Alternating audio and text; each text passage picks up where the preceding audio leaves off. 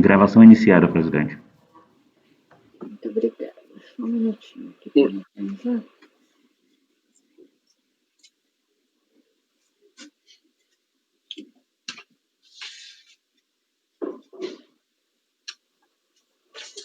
Boa tarde. Retomamos, depois de um breve intervalo, a sessão da tarde, dia 19 de novembro de 2020, da primeira turma ordinária, terceira Câmara, terceira sessão. Estão presentes os conselheiros Arívia Andramini, Marcelo Costa Marques de Oliveira, Marco Antônio Marinho Nunes, Salvador Cândido Brandão Júnior, Marcos Roberto da Silva, suplente, Semiramis de Oliveira Duro, e substituindo o doutor Breno, temos o doutor conselheiro Miller Leonardo Cavalcante Silva, e eu, Lisiane Angelotti Meira, como suplente. Retomamos agora a sessão, que iniciamos o julgamento dos itens 313, 314, 315, cuja recorrente é Canaã, Indústria de Laticínios Limitada, e a relatora sou eu, conselheira Lisiane Meira. Eu peço para vocês, por favor, que abram o processo final 91, que é o item 313. E esses três, eles divergem daqueles que nós já julgamos em dois aspectos. A parte inicial, a questão da decadência, em todos eles há uma alegação de decadência que foi analisada pela DRJ, mas eu verifiquei que em todos eles não se deu a homologação. Também se questiona a legislação, o decreto, né, e aí eu proponho o mesmo entendimento anterior. E quando a gente entra na questão dos insumos, aqui é um pouco diferente. São dois insumos, a gente está aqui, pode ir para a página... Não está aparecendo a minha página, peraí. Página 18, parte em verde, são destacados dois insumos que estão sendo discutidos. Então, nós falamos de crédito sobre despesas de frete entre estabelecimentos da empresa e sobre remoção, movimentação de mercadoria, similar aos outros processos, e também crédito sobre compras de embalagens para transporte. O que há de diferente aqui é que aqui, na manifestação de inconformidade, foi discutida a questão desses dois itens serem insumos com base na normativa, na lei, na instrução normativa. Então,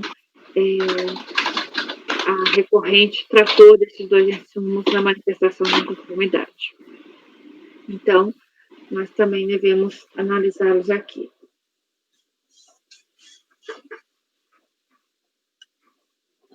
E aí, deixa eu ver o que eu anotei.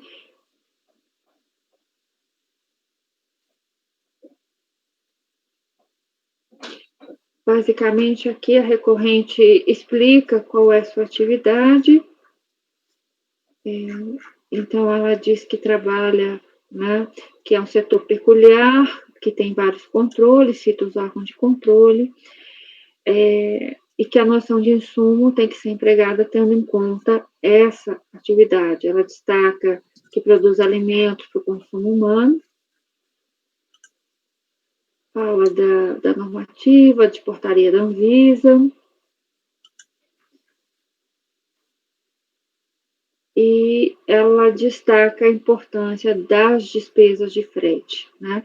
E aqui são remoção, locação de contêineres, carretas, serviços de instalação portuários, inclusive. Ela defende que tais despesas são intrínsecas ao processo, que são importantes e que têm especificidade em relação ao produto que é alimento para o consumo humano. E no mesmo sentido, ela destaca que as embalagens é material usado no acondicionamento para transporte, e ela diz que são embalagens para transporte, diz que são caixas, caixotes, engradados, barricas, latas, tambores, sacos, embrulhos e semelhantes. elas são necessárias para a movimentação, transporte e para que seja observada a legislação sanitária e fitossanitária. E a minha proposta no sentido de dar razão à recorrente em relação a esses dois itens, transportes e embalagem. Presidente, só uma dúvida, porque aqui na sua minuta, que na realidade dentro do seu próprio voto, fala novamente sobre aqueles fretes. Uhum. Ele também fala de frete na manifestação de conformidade, naquela outra não tinha isso, porque ele não mencionou. Mas nesse aqui, ele trata tanto de armazenagem quanto de frete na manifestação de conformidade? Ele começa tratando de material de embalagem, e depois fala assim, da mesma forma, goza também do direito de creditamento aos fretes, isso está na manifestação, das mercadorias. Então, como ele fala das embalagens, ele aplica isso aos fretes, e aí eu entendo que... E a DRJ também entendeu que ele impugnou. Tá. Nesse caso aqui, então, foi até questionado no início da discussão do item passado, que o doutor Marcelo pergunta sobre frete de produtos acabados. Nesse caso, são produtos acabados, né? Acabei de ver no relatório fiscal. Então tá. Esse aí é que eu discordo, como a turma já conhece. Tudo bem. São fretes de acabado antes do estabelecimento da empresa, não é frete para venda, né? Não, é antes da venda. Quer dizer... Eu tenho um posicionamento que eu vou manter minha coerência também com os votar.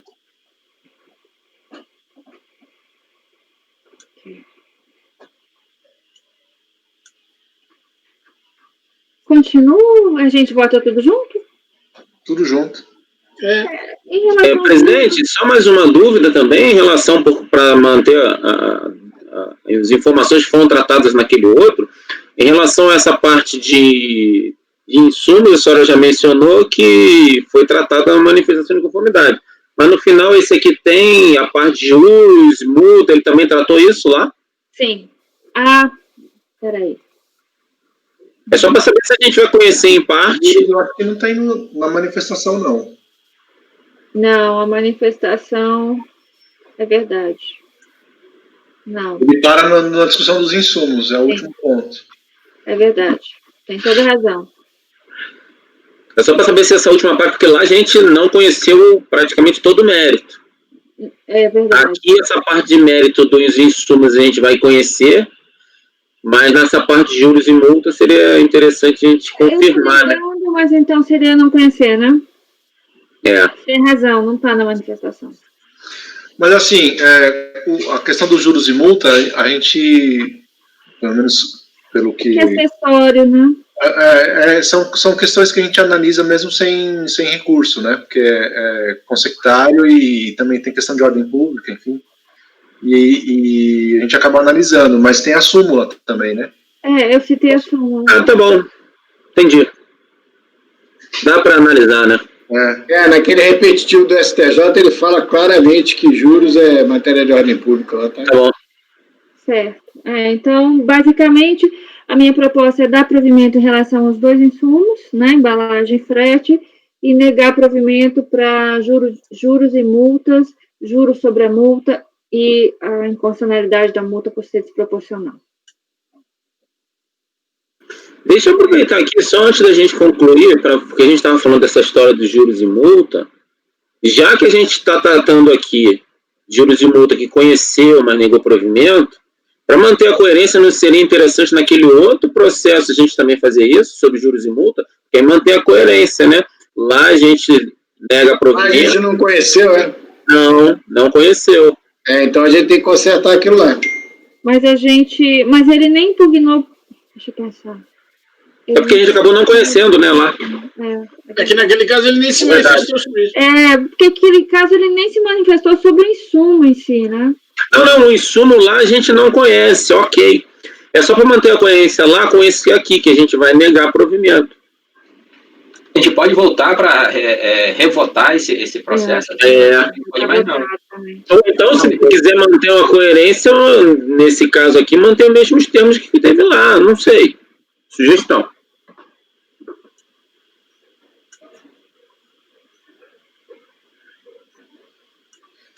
Vamos julgar esse aí, a gente avalia como é que vai ser essa situação. Né, estou pensando aqui também, que foi automático, né? Porque no outro ele questionou, assim, também, a gente não obriga, deixa eu pensar, no outro ele questionou no recurso voluntário tudo, né? As mesmas coisas que esse, com acréscimo de embalagem que não era objeto de glosa lá. Aqui também, né? A diferença... O que eu entendi que vocês votaram é o seguinte, nada do mérito vocês conheceram, então para poder ter analisado o resto, que não era mérito de insumo, tinha que conhecer em parte, para rejeitar lá, porque senão ia não conhecer nada, entendeu? Sendo que ela se manifestou sobre 2 pontos. Então, eu acho que o resultado acabou ficando coerente. É verdade. Né? Lá a gente não conheceu o mérito, porque não houve impugnação no mérito. Súmulas, tal como ela está fazendo agora, mas teve que fazer aquela distinção, porque não houve conhecimento do mérito. Então, o resultado ficou coerente, porque ficou conhecer em parte recurso voluntário apenas para rejeitar as preliminares de nulidade. Entendeu? Senão, a outra opção de dispositivo seria não conhecer nada, mas ela conheceu uma parte para aplicar a súmula. Então, assim, não vejo problema nenhum no resultado outro. E aqui a gente entra no mérito... Não, doutora Semílios, eu entendo o que a senhora está falando, não tem nenhum erro, mas assim, na parte de preliminares, de fato foram rejeitadas. Só que no outro, também tem a discussão que foi levada somente em sede de recurso voluntário a respeito de juros sobre multa, e essa questão que é de mérito, a gente lá não conheceu no final das contas, e aqui está conhecendo. É só nesse sentido que eu falei que vai haver uma... O dispositivo está correto. Na hora de formalizar, a presidente ajusta. Não vai mudar o dispositivo. Entende? Então, não vejo problema que a gente tenha que rever aquele dispositivo. Até porque acho que a gente não pode, já está votado também. Poderia alterar aqui, eventualmente. Nem acho que precisava alterar, na verdade. O que a maioria decidiu me parece coerente. Não, mas se houvesse alguma coisa para corrigir, seria aqui. Lá não é possível mais. Mas eu também acho que não. Bom, voltando. A minha proposta, portanto, é conhecer para rejeitar as preliminares e, no mérito, dar provimento quanto aos insumos. As preliminares aqui é juros, multa, é isso? Essas são as preliminares? Não, as preliminares são a decadência e aquele decreto. Entendi. Então, conhecimento parcial mesmo. E aí Não, por que conhecer parcial? O provimento parcial. Não, conhecimento é integral.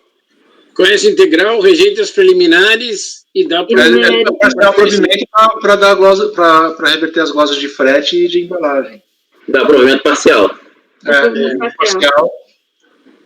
Rejeita as preliminares e dá provimento parcial. É isso.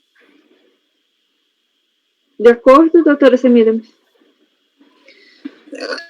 Mas eu tenho sempre também nos meus votos, certo ou errado, se a gente não acata preliminar, que é prejudicial do mérito, mas dá provimento ou nega provimento no mérito, eu sempre coloco um dispositivo curto e grosso. Dou provimento, nego provimento, porque a preliminar, ela serve de prejudicial ao mérito. Se nós passamos por ela, significa que é só o mérito, então, que está em discussão. Mas é um jeito que eu faço. Eu não sei se é exatamente o correto, mas é o jeito que eu faço. Mas eu concordo. Então, assim, o jeito que vocês forem redigir, para mim, aqui, eu não vou sugerir diferente, mas eu não coloco, porque é diferente você reconhecer em parte para tratar das preliminares quando você não conheceu o mérito. Agora, quando você conhece o mérito, o preliminar está... Você rejeitou a preliminar. Se você conheceu o mérito, você, obviamente, não tem preliminar. É verdade, tem razão.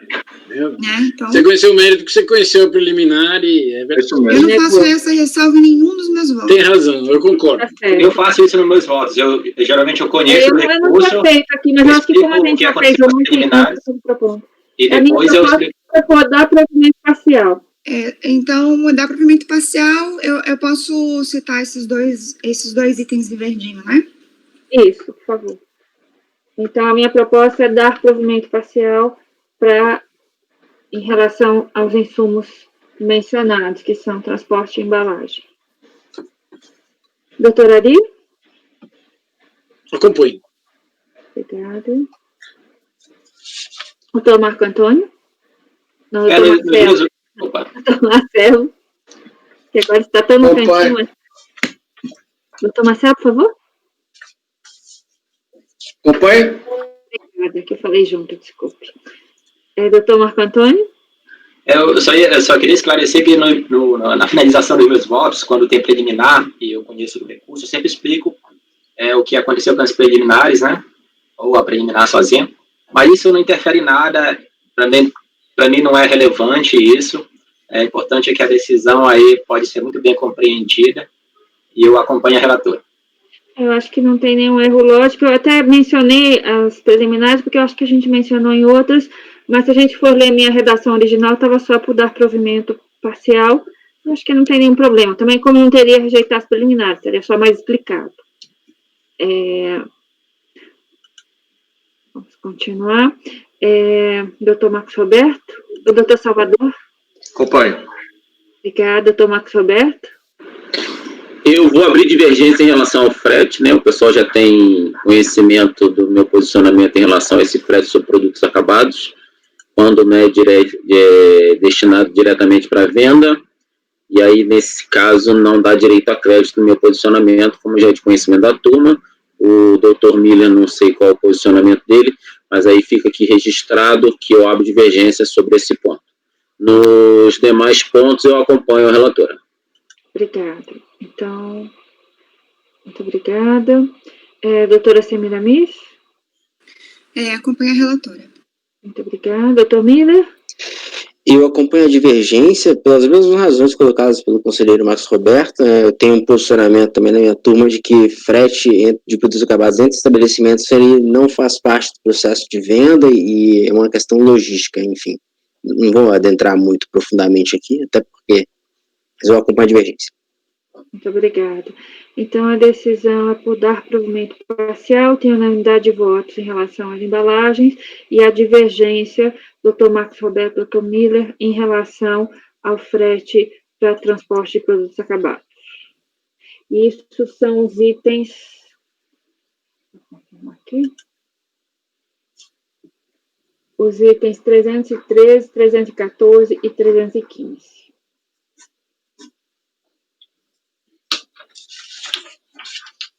O próximo... Desculpa, presidente, esse é o 13, 14 e 15? Isso.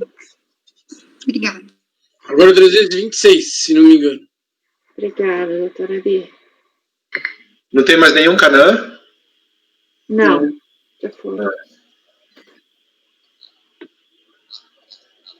326, doutor Marco Antônio. A doutora Semir nos perguntou, só um minutinho, doutor Marco, que é 13, 14 e 15, que é para... Mas lá tem o 16 também, que é do Canaã, tá, doutora Semir? O 16 era igual aos outros dois. Ah, igual, tá. É só porque ela perguntou. O 16 já tinha resultado. Tá bom. Era Desculpa. só esses três mesmo. Desculpa, interromper. É que eu dividi em duas categorias.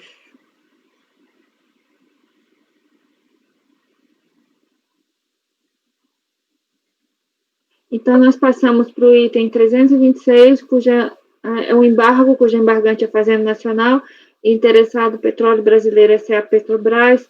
A relatoria do doutor Marco Antônio, por favor.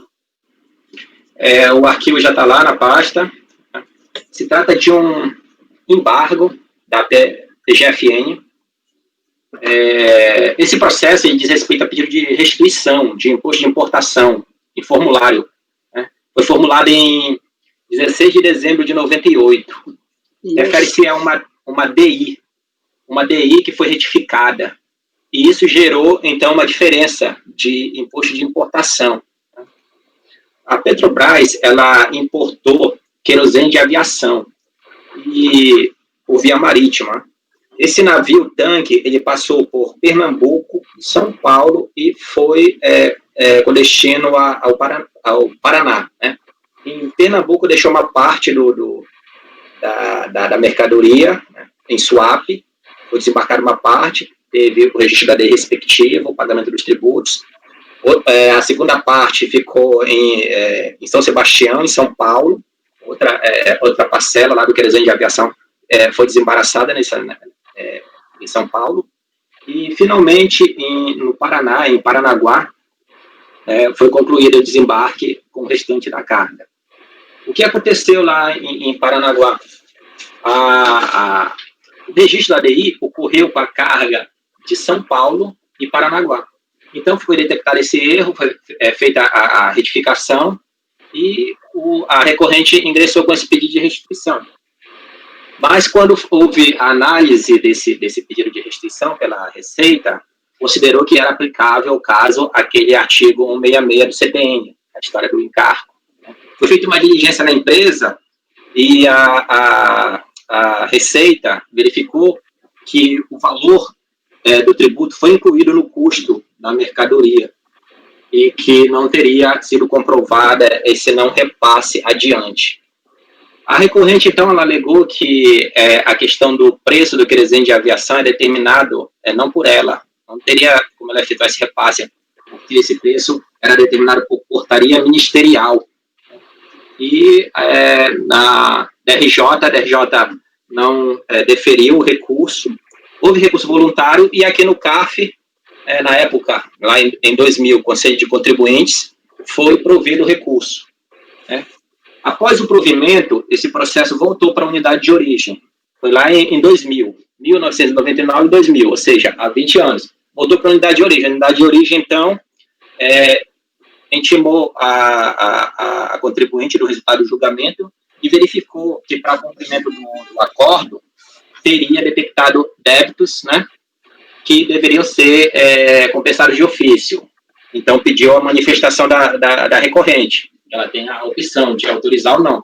A recorrente disse que não iria autorizar essa compensação, então a unidade de origem disse, legal, não autoriza, mas vai ficar bloqueada aqui a tua restituição até você regularizar esses débitos. Isso lá em 2000, né? Então, o processo ficou guardadinho durante 20 anos, né? Em 2015, a recorrente, ela ingressou com um PERDECOMP para compensar esse crédito, né?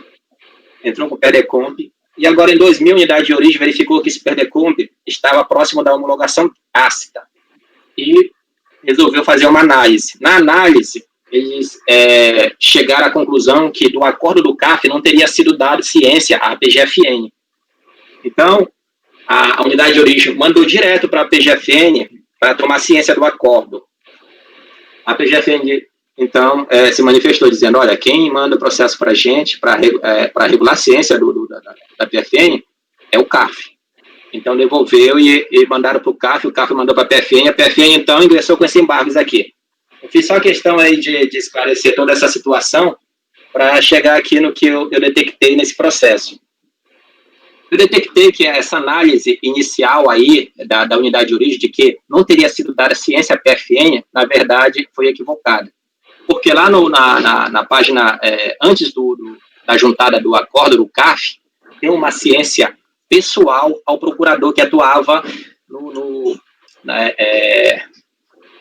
na época que eu acho que não era nem turma, era a terceira Câmara, né? Vocês podem ver aí na página inicial do voto, folhas 4, lá no finalzinho tem escrito aí, ó, quem tomou ciência pessoal em 11/7/2000. Então tem isso lá, já tinha sido dada ciência à PFN desse acordo, então essa ciência aí novamente foi, no caso, desnecessária. E como esse embargo foi apresentado 20 anos depois, né, eu estou dizendo que, no caso aí, não teria que ser conhecido. A minha conclusão, então, é pelo não conhecimento desses embargos, em razão de sua intempestividade, porque a PGFN já tinha tomado ciência dessa decisão. E em relação, propriamente, ao embargo, eu vou esclarecer aqui o ponto que foi colocado pela PGFN. Embargo de declaração, a motivação foi obscuridade verificada, né? Vocês podem ver aí, no final da página 3, que está sublinhado a parte que eles consideram que foi obscura, né? O os fatos apresentados pela empresa não foram contestados pela IPNC. RE3 havia recolhido. Então, por conta desse, pela RE3 havia recolhido 2 vezes, né, teria essa obscuridade. Né? Bem, isso já estava até em fase de execução. Né? Estava em fase de execução, não tem nenhum tipo de motivação aqui para dizer que não entendeu nada e tudo mais. É o maior mérito. Eu estou apenas explicando, não havia necessidade de explicar por causa da intempestividade, mas esclarecendo aqui. Se adentrássemos, porventura, no mérito disso, esse seria aqui o ponto. Então, o meu voto aqui, senhora presidente, é por não conhecer do embargo de declaração em razão de sua intempestividade. Ok, muito obrigada. Podemos passar a votação? Aquele nome, não sei se vocês lembram. Não sei se vocês lembram uma vez que o Fabrício estava com a gente na sala e ele disse que a contagem do prazo para o PGFN é diferente. Tinha 30 dias. É da movimentação. Eu estou tentando me lembrar os 30 dias a partir de onde? Vocês lembram? É da movimentação, mas nesse caso aqui, a ciência foi pessoal, foi dada... Não se aplica aquele prazo do processo que fica entre a movimentação e o retorno. Né? Aí você conta... Inclusive, foi esse segundo prazo aí que foi utilizado, a segunda regra que foi utilizada nessa segunda ciência, para o Rodrigo Poças, admitir esse embargo de declaração. Ele considerou a data que foi movimentado pelo CAF, a PGFN, aí depois a data em que isso retornou. Aí contaria esse prazo aí de 5 dias. Mas aqui, na época, esse processo era físico, era lá em 2000, dava ciência por meio de papel. Eu coloquei aí a imagem do papel e a assinatura do procurador. Né? Isso aí, na página do processo, do E-Processo 138, antecedeu o acordo. Ou seja, como era processo físico, deram a ciência, pegaram a ciência junto com o acordo, colocaram a ciência antes do acordo. Isso deve ter, né, levado a unidade de origem a considerar que não teria havido essa ciência, porque está antes do acordo. Pegou o processo a partir do acordo, vamos procurar a ciência da PGFN. Então, quando eles fizeram essa análise e consideraram que não houve a ciência da PGFN, o que aconteceu, né, eles pediram esse processo aqui do CAF, voltou para a unidade de origem, eles pegaram esse PDComp, desatrelaram desse processo, consideraram o PDComp não declarado, ou seja, gerou uma tremenda confusão. Esse processo foi solicitado de forma urgente para mim, e com cópia para a presidente, que autorizou o retorno. A gente fez um despacho, retornou lá. Eles fizeram todo esse procedimento necessário, a meu ver, né? Mas aí isso voltou e eu detectei agora que a ciência estava lá, bonitinha, e está exposta aí para vocês. O problema, então, foi porque a ciência foi juntada antes de juntar o acordo. Mas você pode ver aí no processo, se quiserem abrir o processo, está lá essa página. Eu quero aqui, intimado da ciência do acordo número tal, é o acordo. Né? E eu cito a legislação aí, na época, diz aí, a questão da ciência, também, pessoalmente dada das decisões interlocutórias, né? É coisa de 20 anos atrás. Se tiverem alguma dúvida, aí podem pegar, pode ver isso aí, eu acho que seria bom. Está bem claro, né? A ciência, número do acordo, número do processo, assinatura do procurador, né? Ô, Marco, isso vai influenciar na compensação, essa confusão toda? Já influenciou, porque consideraram a compensação não declarada, transferiram para outro processo, já mandaram para cobrança, ficaram em maior desespero por conta da homologação tácita, né? Pediram esse processo aqui da gente. Vai ter que rever o discurso. Aí eles vão ter que ajustar tudo lá novamente, não sei como é que vai ficar. Isso daí já não importa aqui para... Não, era só curiosidade mesmo. Nossa Senhora. A Semiramis caiu? Eu acho que sim, tá vermelho. Eu acho que ela só desligou a câmera, não? Tá vermelho dela, talvez ela tenha caído. Semiramis? Saiu. Caiu. Isso. Eu acredito que todos tenham compreendido o que foi que aconteceu nesse caso, né? Sim. É um monte de detalhe. Que bagunça, hein? Caramba. Como é processo agora, esse prazo é a partir do movimento. Movimentou lá, eles receberam. Antes, quando tinha RM, era de uma outra forma, né? Aquela relação de movimentação, que era processo físico, mandava. Mas nesse caso aqui foi pessoal. Tomou ciência, eu acredito que tinha um setor específico para acontecer isso. Ainda bem que você viu. Olho de lince. É só ler página a página o processo que dá para detectar isso. Mas ninguém viu até agora dessa confusão toda. E olha que tá há 22 anos rolando essa coisa aí.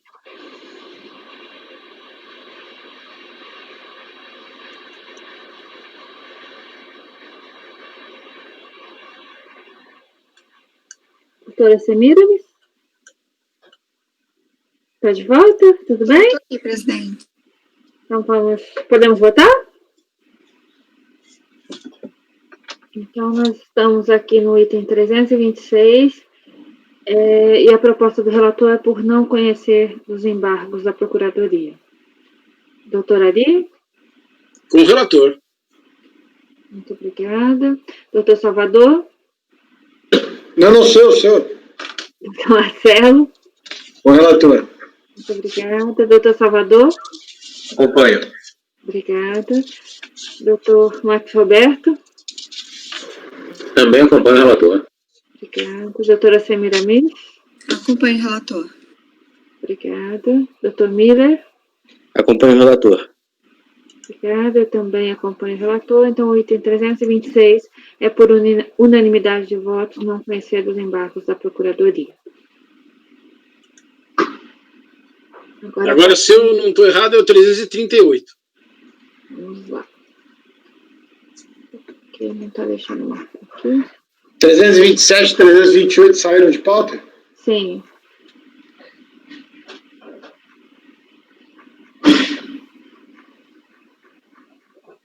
O 338 é Itaú Tractor. Doutor Salvador, por favor. Muito bem. Chegou. Salvador, Adrede comentado. Salvador, o Oceanair foi julgado à tarde ou de manhã? Foi julgado uma hora da tarde, eu acho, não foi? Boa tarde. Sabe por que eu estou perguntando? Porque tem processos já julgados antes, com uma composição e agora com outra. Aí eu estou tentando resgatar o que o Miller está julgando para a gente... Ô, Miller, você estava no julgamento da Ocean? Não, era o Breno. Não, era o Breno. Era o Breno. Deixa eu perguntar uma coisa. O 329 foi tirado de pauta? Vamos lá. 329? É igual a 80. 329, a gente julgou ontem, porque tá. tinha Igual a 80. o private perdido antes. Aí eu pedi para a presidente trazer junto, já que não tinha sustentação oral. Então a gente fez esse... nem ontem foi na terça. Tá, então agora a gente vai poder julgar o 86 junto, é isso?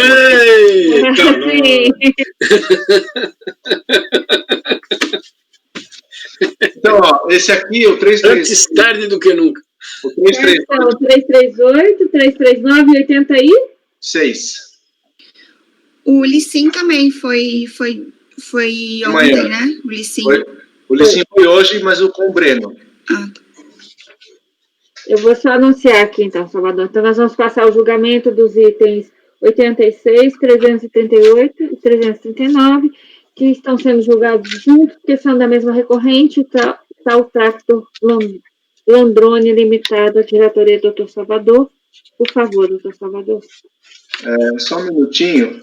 Vamos abrir esse, que é o número 86, o final 2007, 78.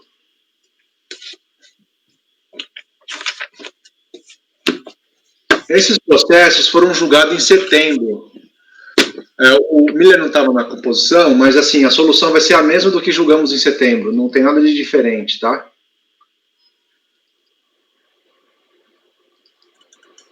Glosa de crédito de PIS e COFINS.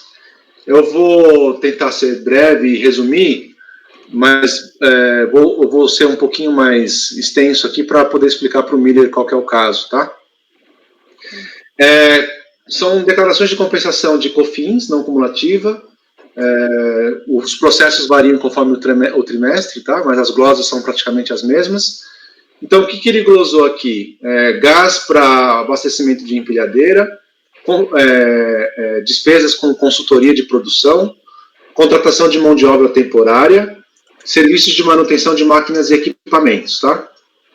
com base na IN 247 e IN 404. A fiscalização analisou a operação do contribuinte e entendeu que esses itens, por não se integrar ao produto, não se desgastar, não perder as substâncias físicas, não daria direito a crédito. Eu gostaria de saber se eu posso ir para o voto. Sim, por favor. Tá. Alguns dos itens, deixa eu ver se aqui, alguns dos itens ele confessa, deixa eu ver.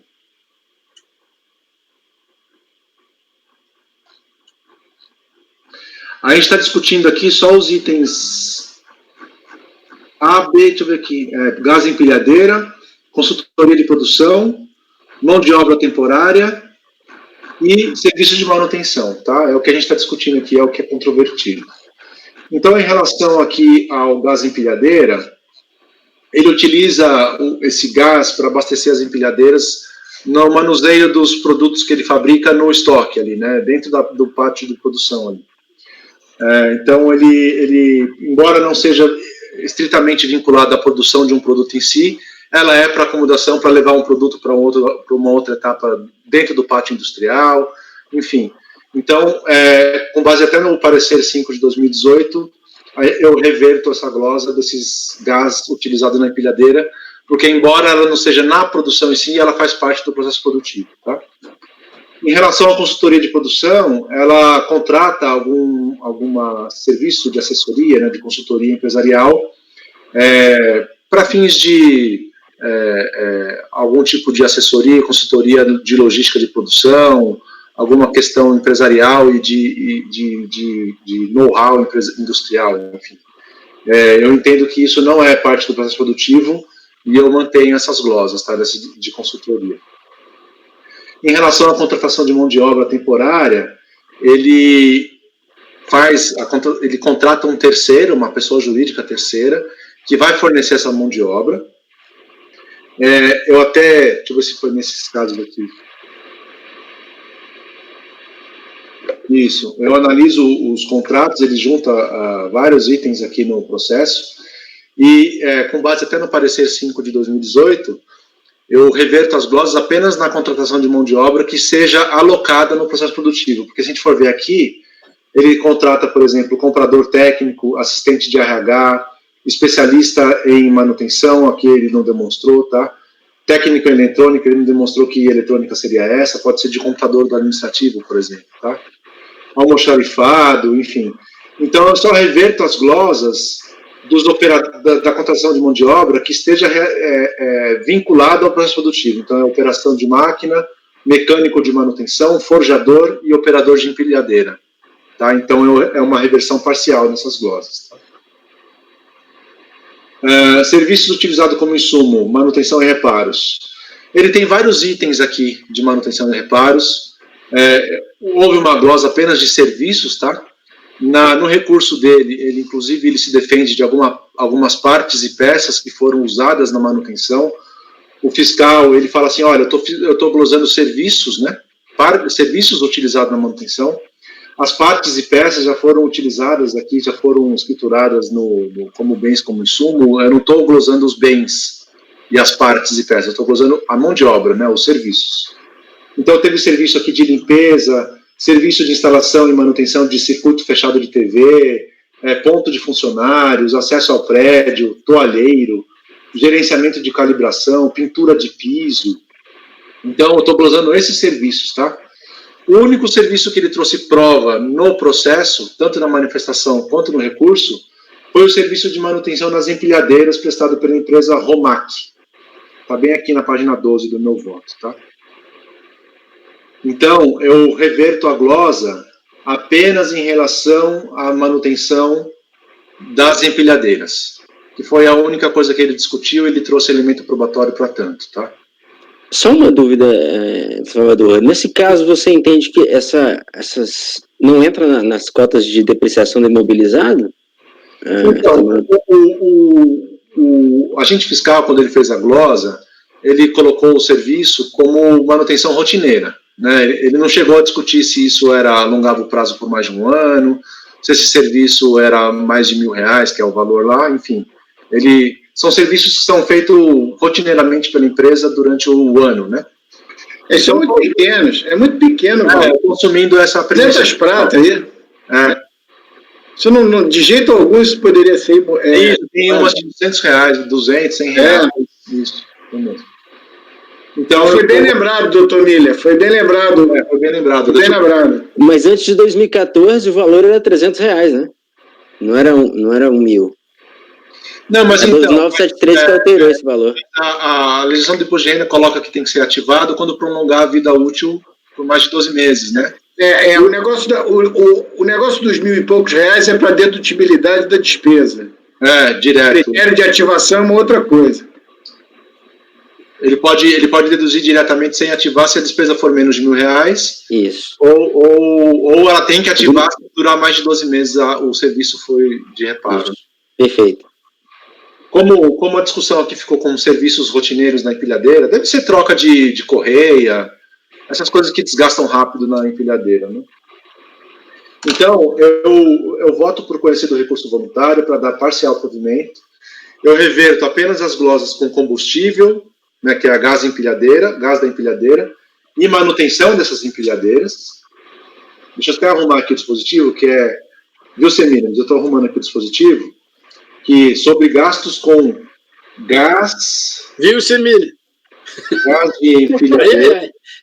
Porque ela que anota, né? Então, serviços de gastos... Na pasta T, por favor. Oi? Ajusta na pasta T, por favor. Isso, estou ajustando... tá, na pasta T, também ajusto lá, tá bom. Pode falar devagar. Tá bom. Então, fala devagar. Voto por conhecer do recurso voluntário para dar parcial provimento, revertendo-se as glosas sobre gastos com gás de empilhadeira e manutenção de empilhadeiras, bem como os gastos na contratação de pessoa jurídica, prestadora de serviços de locação de mão de obra, alocada no processo produtivo. A única coisa que eu mudei no dispositivo que está aí na pasta estava gastos com combustível, mudei para gastos com gás de empilhadeira.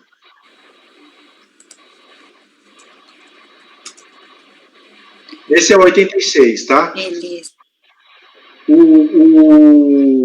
Deixa eu ver aqui, qual que é o outro da pauta? 338 e 339. Vou junto ou separado?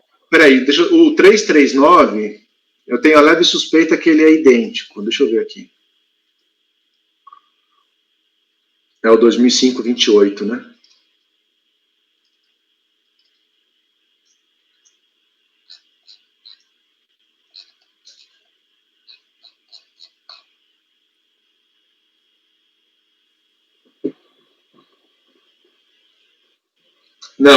Não é idêntico, não. Então, vamos julgar só 86, tá?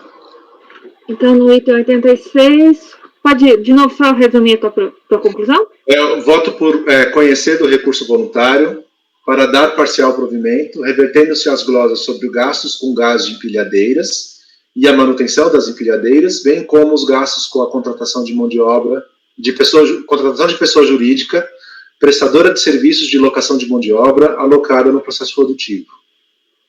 Ok, obrigada. Doutora Ari, por favor. Acompanho o relator. Muito obrigada. Doutor Marcelo. Acompanho. Obrigada. Doutor Marco Antônio. Também acompanho. Obrigada. Doutor Salvador. Eu me acompanho. Doutor Marcos Alberto. Eu também acompanho. Obrigada. Doutora Semiramis. Acompanho. Obrigada. Doutor Miller. Acompanho o relator. Muito obrigada. Eu também acompanho o relator. Então, a decisão é por unanimidade de votos, conhecer da parcial provimento nos termos do voto do relator. Isso, item 86. Passamos agora para o 338? Podemos fazer primeiro o 339, porque ele é bem próximo do que a gente acabou de julgar, só que ele tem menos glosas. Então, vamos agora passar o julgamento. Por exemplo. Vamos, então, passar o julgamento do item 339, cuja recorrente é a mesma. E a relatoria do doutor Salvador. Por favor, doutor. Então, esse aqui é para o mês de março de 2005, é de PIS, tá? As glosas que tiveram eram um erro no estoque de abertura, a mão de obra temporária, o serviço de manutenção e algumas divergências lá nos lançamentos contábeis. O estoque de abertura e a divergência de lançamento, ele confessou. Em relação ao estoque de abertura, ele não apresentou recurso, porque ele admitiu o erro, e ele também admitiu o erro nas diferenças entre contabilidade e DACOM. Então, a única coisa que ficou de mérito aqui das glosas foi contratação de mão de obra temporária e os serviços de manutenção nas empilhadeiras. Que isso eu concedi, né? Então, lá no voto, os serviços de manutenção, contratação de pessoa jurídica para terceirização de mão de obra, eu reverto as glosas para a mão de obra que foi alocada no processo produtivo, né? Eu vi aqui que eram trabalhadores que desempenham a função de operador de máquina e operador de empilhadeira. Está aqui no meio da página 9. Tá, ó. Analisando-se os contratos, é possível identificar que os trabalhadores temporários desempenharam a função de operador de máquina e de empilhadeiras. Então, eu reverto as glosas dessa contratação da pessoa jurídica.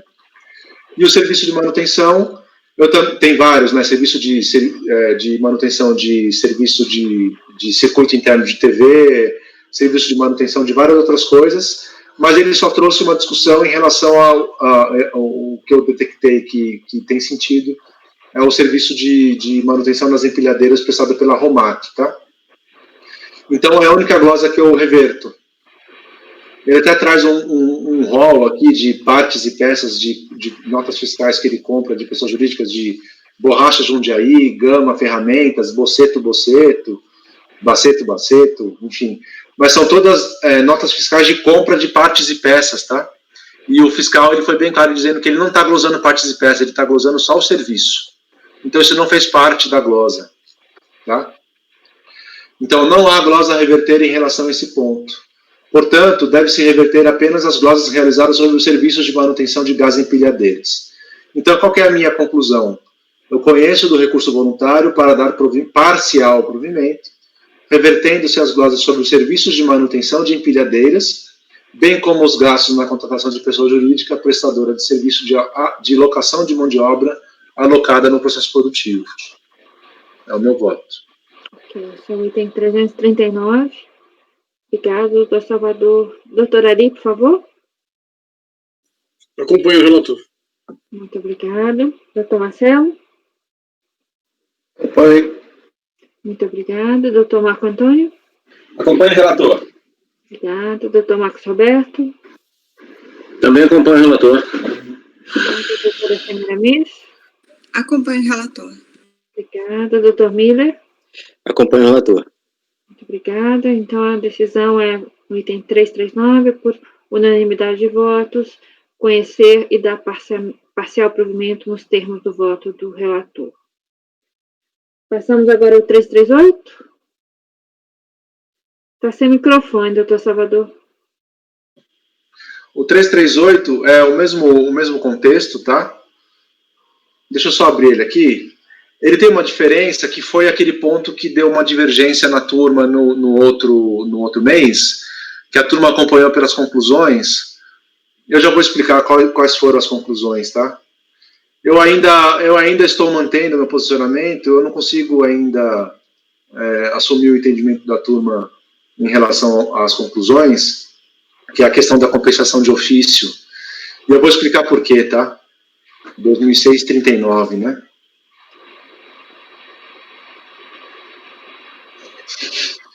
Então, esse 2006-39, ele está relacionado ao segundo trimestre de 2006, PIS não cumulativo. Então, tivemos as glosas de gás empilhadeira, consultoria de produção, contratação de mão de obra temporária, serviços de manutenção, compra de autopeças para revenda, retenções não comprovadas, venda para fabricante não comprovado, já vou explicar, que esse é o ponto que deu a divergência no outro mês, e divergências na contabilidade e no DACOM. Só para explicar,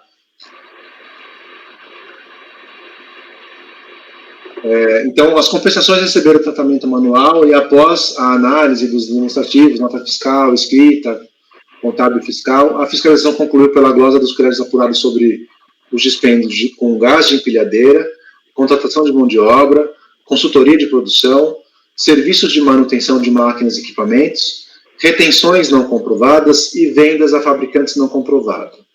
A matéria controvertida aqui é restrita aos itens de gás de empilhadeira, a consultoria de produção, a mão de obra terceirizada, os serviços de manutenção e as retenções não comprovadas e a venda para fabricante não comprovada. Tá? Tiveram alguns pontos que ele assumiu e não contestou, e ficou só isso para a devolução do problema.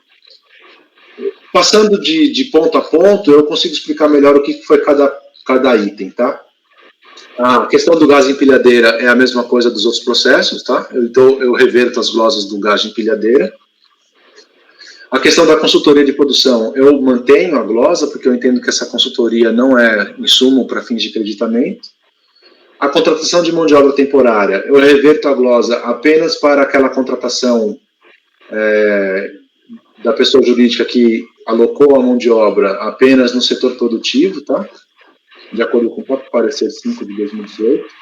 Então, que é operadores de máquina, mecânico de manutenção, forjador e operador de empilhadeira. Os serviços utilizados como insumos, né, manutenção e reparos, eu reverto apenas as glosas em relação aos serviços de manutenção de empilhadeiras. Então, até aqui estamos... Mesma coisa, né? Retenções não comprovadas. O que são essas retenções não comprovadas?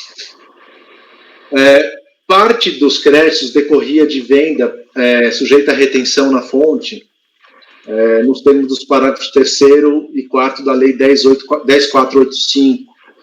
Então, quando o contribuinte fazia essas vendas, aqui, ó, estão sujeitos à retenção na fonte da contribuição e da COFINS os pagamentos referentes à aquisição de autopeça constante do anexo 1 e 2 dessa lei. A fiscalização, ao analisar o montante desses créditos informado no DACOM, concluiu ser superior ao montante informado pelos adquirentes em suas declarações na DIRF. Então, com isso, elaborou uma planilha, número de folha 125, demonstrando os créditos de retenção informados pela recorrente, em comparação com as retenções informadas pelas adquirentes, concluindo por uma parcela de retenção não comprovada. Então, quando ela fazia a venda, os adquirentes faziam uma retenção na fonte do PIS e da COFINS e informava essas retenções na DIRF. A contribuinte, ela informou no DACOM um montante maior do que os informados pela DIRF nos adquirentes. Eu estou aqui mantendo o valor encontrado pela fiscalização, tá? Em seu recurso voluntário, a recorrente afirma que informou nas notas fiscais. O que ela fala? Olha, eu informei na nota fiscal o valor dos PIS e COFINS a reter, então eu estou tomando isso como crédito. Se o adquirente lá informou na DIRF ou ela equivocou ao se informar na DIRF, isso não é um problema meu, né? Eu estou informando no meu DACOM o que eu tenho nas notas fiscais. O problema é que os adquirentes eles informam isso na DIRF, e na DIRF é uma informação oficial, né? Então, ocorre que o contribuinte do tributo é a própria recorrente. A atribuição legal de responsabilidade para que um terceiro figure como sujeito passivo e realizar a retenção não afasta a condição da contribuinte a condição de contribuinte da recorrente. A prova a ser trazida pela recorrente não é a nota fiscal de venda, já que a nota fiscal não há o destaque dos valores retidos, mas sim documentos capazes de demonstrar que no momento do recebimento do preço pela venda das mercadorias, sofreu retenção na fonte das contribuições, recebendo um valor diminuído. Então, ela não traz um valor assim, olha, eu vendi por R$100 e recebi 95 porque eu teve 5 de retenção. Ela não trouxe esse tipo de prova. Ela só falou, contábil, nada, né? Não trouxe nenhum tipo de documento. Então, eu assumo que a informação verdadeira aqui são as da DIRF e eu mantenho o valor, o entendimento da fiscalização nesse ponto, tá?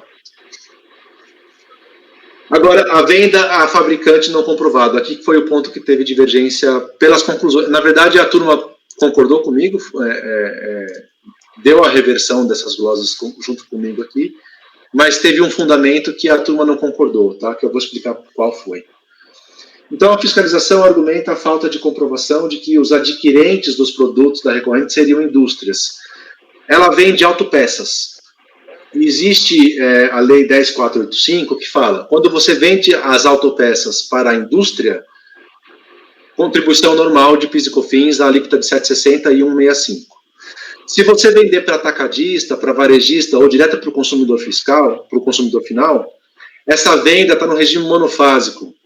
E a alíquota não é mais 7,65, a alíquota é majorada. A alíquota de PIS, eu coloquei aqui, a alíquota de PIS vai para 2,3 e a alíquota de COFINS vai para 10,8 e o atacadista, lá, o varejista, quando der a saída, está com a alíquota zero porque foi submetido ao regime monofásico. Tá? Nem a alíquota zero, né? Não tem relação jurídica alguma. Né? Então.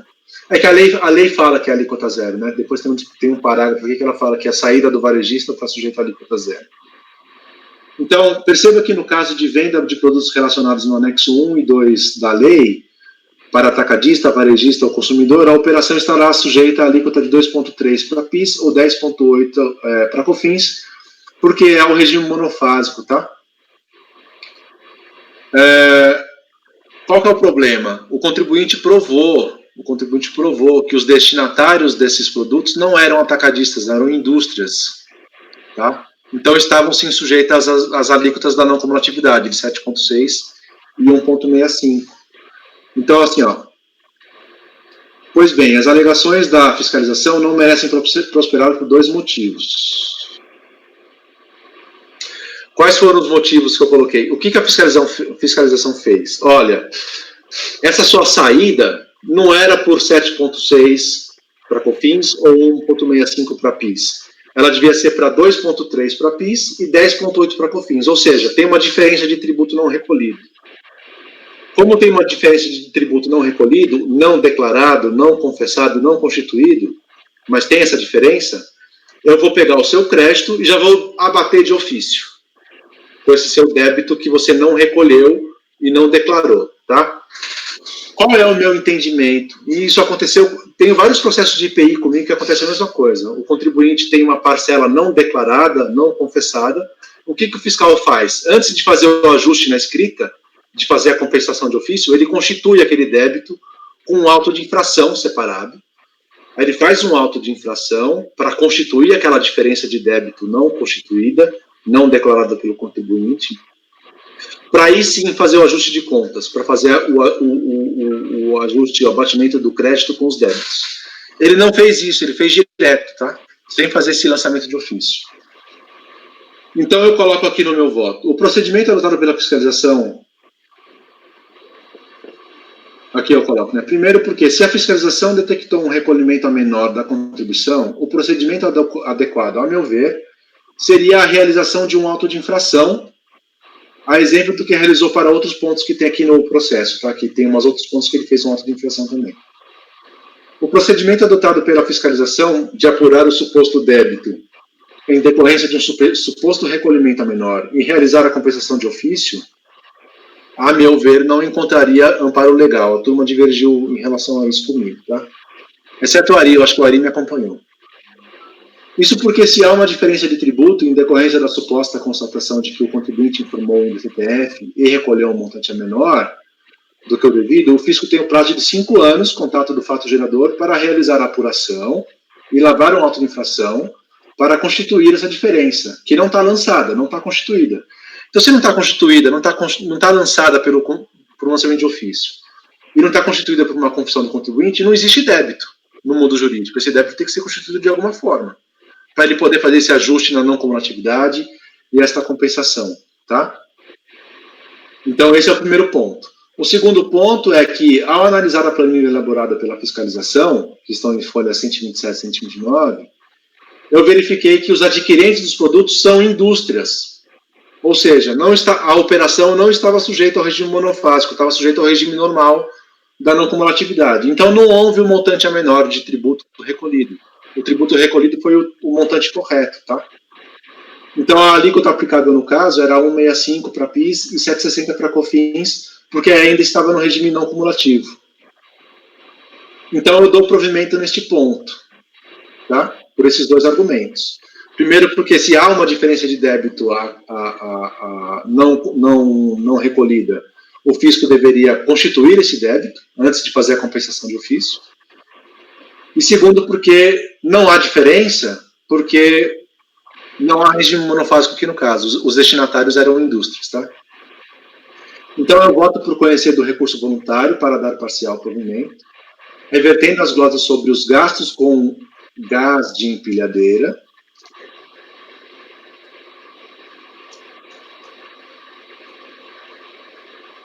e a manutenção das empilhadeiras, bem como os gastos na contratação de pessoa jurídica, prestadora de serviços de locação de mão de obra alocada no processo produtivo, e reverter as glosas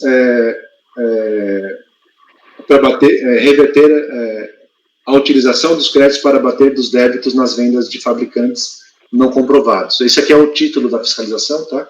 Então, eu uso o mesmo título para fazer a reversão aqui. O tema é fabricante não comprovado, né, mas na verdade foi comprovado que era fabricante, os destinatários. Então eu reverto aqui este ponto da glosa de crédito da fiscalização. Só para me esclarecer uma questão, Salvador, ficou bem claro, você me explicou, mas só para confirmar que eu entendi. Então, o período de apuração que ele informou na Indecomp como parte do crédito, a fiscalização entendeu que haviam ali receitas não ofertadas à tributação. E você entende que isso não pode ser feito porque tem que ser feito um lançamento de ofício, né? Não, na verdade é uma divergência de alíquota, né? De alíquota, exatamente. Então, a tributação pela alíquota de 7,6 e o fisco tem de 10,8.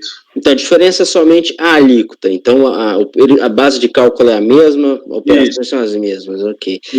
E no caso, olha, eu entendo que no caso do DECOM, como é instrumento de confissão de dívida, ele já informou ali o período de apuração, informou a base de cálculo e tudo mais, eu não vejo necessidade de lançamento. Acho que tem até uma decisão do STJ com relação a esse encontro de contas, quando não diz respeito à ampliação de base de cálculo. Eu vou até verificar aqui, eu já julguei uma coisa parecida. Não, mas por que eu estou dando esse entendimento? Porque isso acontece muito em PI. Por exemplo, ele faz uma decomp falando que ele tem créditos para ressarcir, porque ele tem algumas saídas com a alíquota zero, outras com exportação, alguma coisa assim. Aí ele fala assim, olha, eu verifiquei aqui na sua escrita fiscal, na sua operação, que algumas das suas saídas você escriturou como uns 5%, mas na verdade a classificação correta era outra e a saída era 10%. Então essa diferença de 5% eu vou lançar, fazer um auto de infração, e aí eu vou fazer a sua reescrita, e se sobrar crédito, eu te concedo no montante de crédito que sobra. Tem vários autos de infração, tem vários casos de IPI assim, em PERDCOMP, tá? Ele não faz a compensação de ofício daquele débito que surgiu, aquele débito novo que surge no tratamento manual do PERDCOMP, ele faz sempre um lançamento de ofício que vai ficar vinculado àquele PERDCOMP para poder refazer a escrita fiscal e o encontro de contas de créditos e débitos. Entendi. Esse mesmo funcionamento para o PIS e COFINS. Entendi. Salvador, eu acho que nesse ponto eu também tinha divergido lá naquele outro julgado, porque eu já vi, inclusive, também julgados no CARF, como o próprio doutor Miller mencionou, eu também já julguei um processo nesse sentido, que nesses casos de ajuste de contas de compensação com créditos e débitos, é possível fazer esse ajuste sem efetivamente fazer o lançamento do crédito tributário. Então, assim, no teu caso aí específico, eu vou acompanhar pelas conclusões por conta de que aquela alíquota, de fato, vamos dizer assim, foi apresentada equivocadamente, vamos dizer assim, majorada equivocadamente pela fiscalização, por conta da situação. Então, eu te acompanho pelas conclusões só naquele outro ponto. Pelas conclusões, porque, de fato... As alíquotas já reverte, né? O outro Isso. Mas, assim, o questionamento que o doutor Miller mencionou, eu realmente também tenho esse entendimento que é possível fazer o ajuste de conta sem a necessidade de fazer. Existe divergência no CARF nesse sentido, tá? Também não estou dizendo que é pacífico, não. Mas existe divergência sobre a real necessidade de fazer o lançamento, tá bom? Então, assim, meu posicionamento aqui... Onde eu fiz isso aqui, você tem esses outros débitos, você concorda? esses outros débitos que ele está falando que vai fazer compensação de ofício já estão constituídos de alguma maneira, né? E às vezes até nem faz parte daquela TRDComp, quando ele faz aquele procedimento de intimar o contribuinte para concordar ou não com a compensação de ofício, sabe do que eu estou falando? Sim, eu entendo. Mas essa situação em específico... A memória desses casos que você mencionou mesmo da Justiça de Contas, que ele tinha débito e crédito maior, conforme a situação. Estou tentando lembrar, mas está difícil aqui. Mas, num caso específico, não há necessidade de fazer lançamento. Outros, talvez sim, mas nesse caso específico, não vejo necessidade. Mas, desculpa, doutor Miller, ter te interrompido. Não, até problema. Outra vez que ia pesquisar mais para ver se eu revia ou não esse meu posicionamento, mas honestamente eu não tive tempo ainda de fazer uma pesquisa sobre isso. Diga aí, Mila.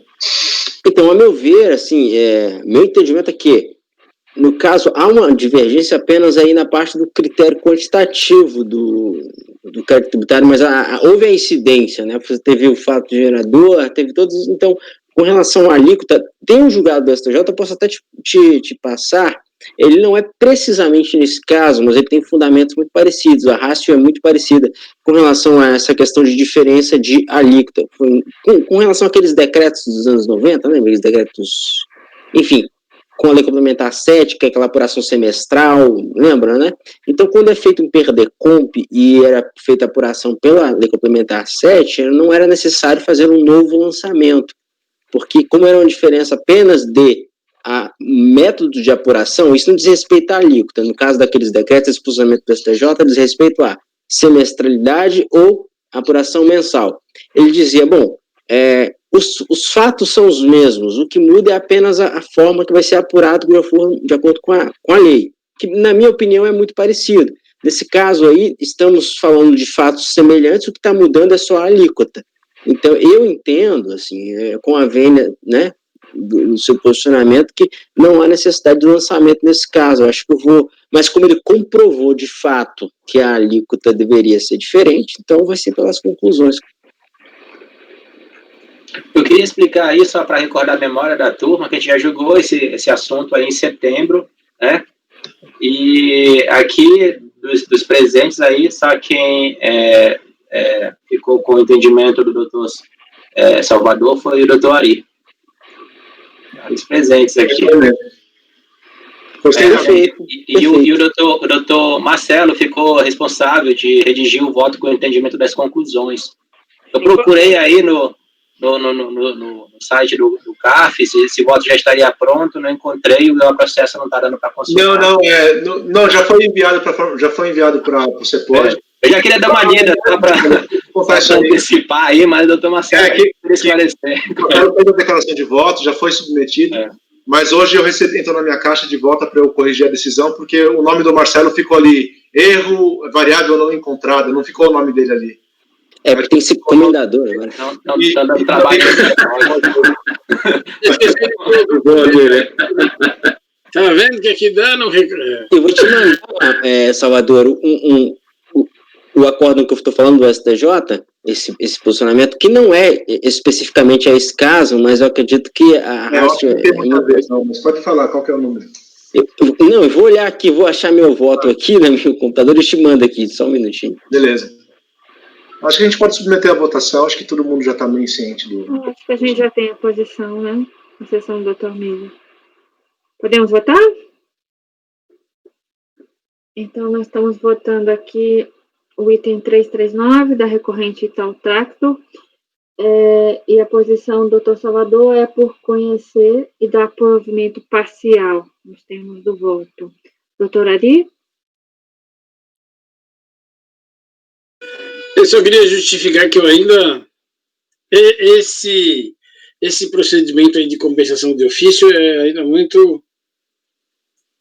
Tem muita divergência, acho que até dentro da Receita Federal sobre isso. Eu acompanho o relator pelas razões que ele explicou nesse caso específico. Muito obrigada. Doutor Marcelo? Pelas conclusões. Muito obrigada. Doutor Marco Antônio? Também pelas conclusões. Doutor Marcos Roberto? Também acompanho pelas conclusões. Obrigada. Doutora Semiramis? com as conclusões, presidente. Obrigada. Doutor Miller? Acompanho pelas conclusões, presidente. Muito obrigada. Eu também acompanho pelas conclusões. Então, a decisão... Na verdade, é unanimidade de votos, né? Mas nesse ponto da venda não comprovada é pelas conclusões. Pelas conclusões. Aí as conclusões seguiram todos os conselheiros, menos o relator e o doutor Ari. Quem vai elaborar o voto das conclusões? Novamente, o doutor Marcelo. É só uma declaração, né, de voto. Ele se escondeu ali, mas pegaram Não se esconde não, Marcelo, que é você mesmo, tá? uma declaração de voto. Vai elaborar a Tá declaração. Feito já, é. Bom, com isso encerramos a votação, não é repetitivo, certo? Não. Com isso encerramos a votação do item 339 e encerramos a sessão dessa tarde, dia 19 de novembro de 2020. Vai acabar, é?